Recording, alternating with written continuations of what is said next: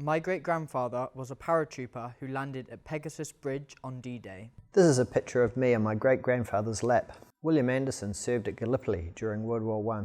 Gallipoli is in Turkey, and this battle is a big part of New Zealand and Australian history. Later, he served in France and was part of another famous battle, the Battle of the Somme. William became a stretcher bearer because he didn't want to kill people.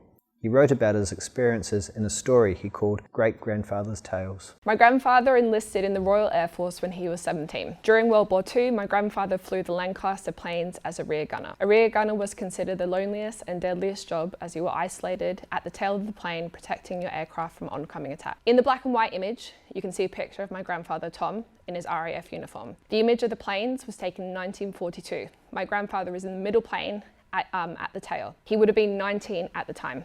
My grandfather was in Singapore when the island was liberated from the Japanese. He was there to free the prisoners of war. He said it was a memory that will stay with him for a lifetime. Lest we forget, and as my grandfather always used to say, God bless. My name is Hanneke Langsmit and I'm from the Netherlands. World War II. I think of my grandfather and the grandfather of my husband. My grandfather's name was Jan Antoni Kleingeld.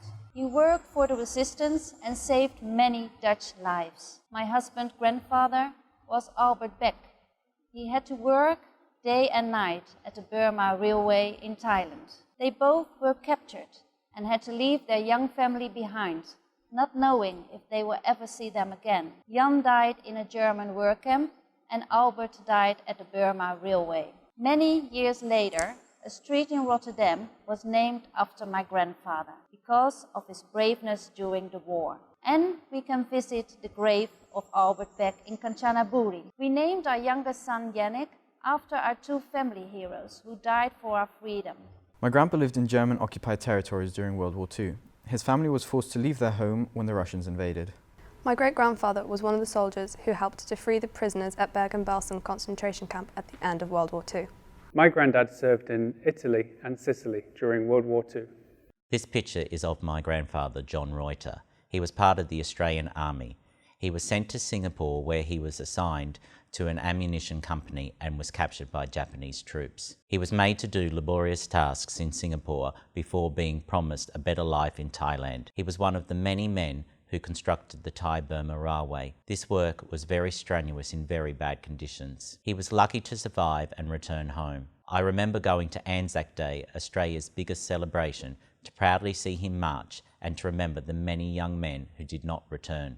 My dad served in the RAF for 37 years as an engineer, serving in Iraq, Afghanistan and the Falklands peacekeeping mission. Amongst other things, he was responsible for repairing aircraft on the front line, recovering aircraft from hostile territory, and ensuring the capabilities and safety functionality supported various missions. As a child, I remember my dad being sent away for months at a time, not fully understanding why.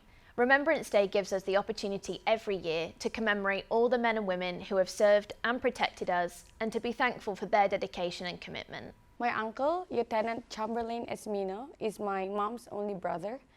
He is currently serving the armed forces of the Philippines for more than 20 years now. So this photo of him was taken during his recent mission outside the Philippines in 2018.